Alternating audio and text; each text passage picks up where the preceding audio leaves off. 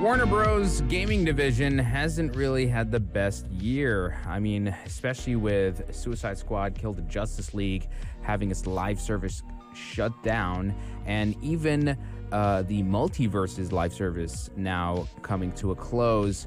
Both really, I'd say, disappointing entries or releases from Warner Bros. That really ended up becoming extremely underwhelming. The player base did not receive them all that well. I mean, Suicide Squad just turned into a very repetitive,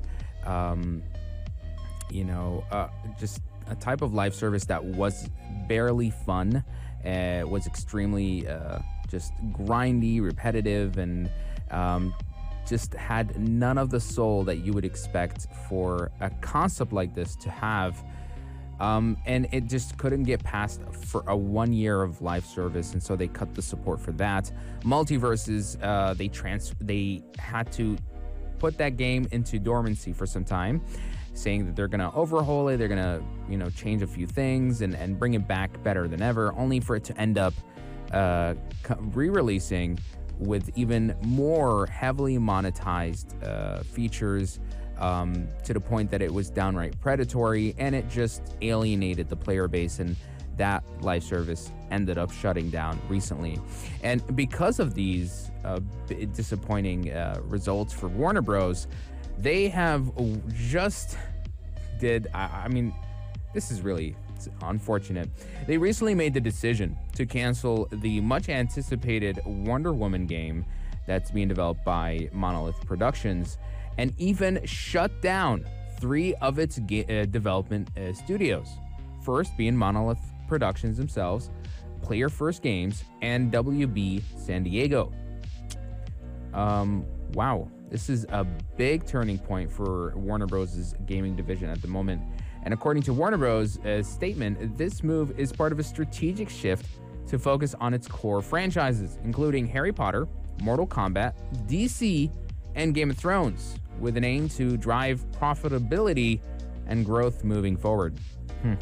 I get the feeling the profitable approach should have been making games that were at their core fundamentally fun to play to begin with, and not really chase the greed and chase the monetization potential of your live services.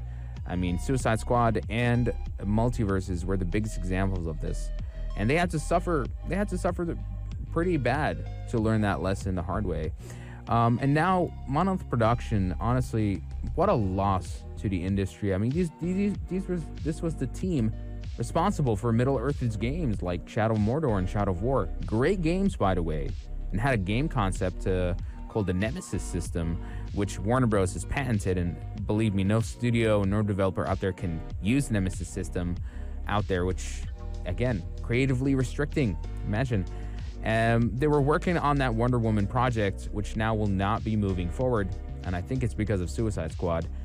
This is particularly, again, it was a hard hit, because Monolith's legacy in the industry and its past success was really groundbreaking. Again, that gameplay concept of the Nemesis system was received critical acclaim. It was high praised, and the fact that it was patented by Warner Bros. Means that we're not going to really see much of it unless Warner Bros. Re-implements it in a future game.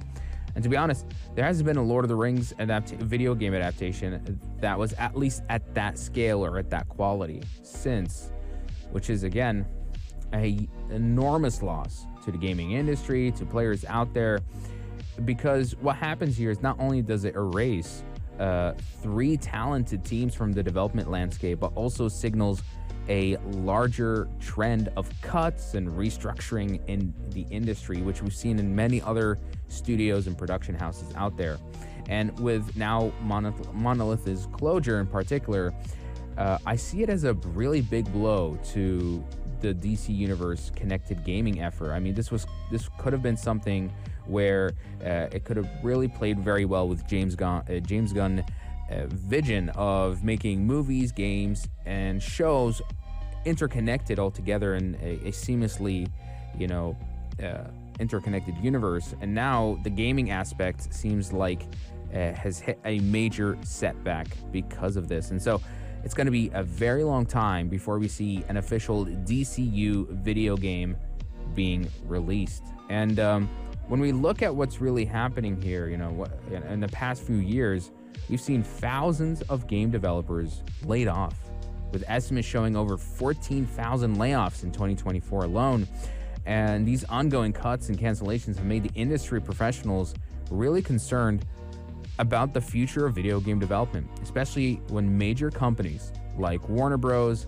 Are reevaluating their priorities and scaling back operations. And when you have like 3 studios shut down completely, I know it's going to leave an immediate impact on the affected employees and their teams. But there feels to be also like a kind of like a long-term ramification to just, I would say, video game innovations and the industry's future decisions. If this is something that seems to be the normal practice, it seems to be the norm, is then every studio, once they get one hiccup or they experience one really bad sale or bad release of a game, shut down everything, don't even forget about it, and it's a shame. I really feel bad for all these talented teams that are being let go. I hope that they find better prospects in the industry and work on projects that are meaningful, that are going to be commercially successful and offer gamers something really great. I mean, I look at Monolith Production. I really feel bad for that team. This was a very talented studio, and to see them just be completely let go is a huge loss. So now we're looking at what Warner Bros. Is focusing on, and like I said earlier, it seems that their biggest focuses are going to be Harry Potter, Mortal Kombat, DC, and Game of Thrones. There is that Game of Thrones RPG, I believe, coming out very soon. So I think that's the first priority coming out of Warner Bros. Gaming division. But I would have loved to see more Lord of the Rings production, more adaptations of any kind coming out of Monolith Production, and that doesn't seem to be the case anymore. I don't know if there's any other studio out there that can really pull it off. I'm looking at Amazon right now, who have partnered up with Embracer Group to work on the Lord of the Rings MMORPG for the second time. They canceled a previous project, and now they're doing it up again. I'm worried they're probably not going to do a great job. Their track record with just video game releases have been not all that great, to be honest. Yeah, I mean, nothing critically acclaimed coming out of Amazon these days, to be honest. It's a really bad blow to the industry, to the community, and once again, I wish those talented teams find better prospects within the industry. And be involved in projects that really matter, that speak for gamers out there. And the fate of Warner Bros. Gaming division seems to sit in uncertainty, but it's one that I'm going to keep a watchful eye on any future projects that they hopefully announce.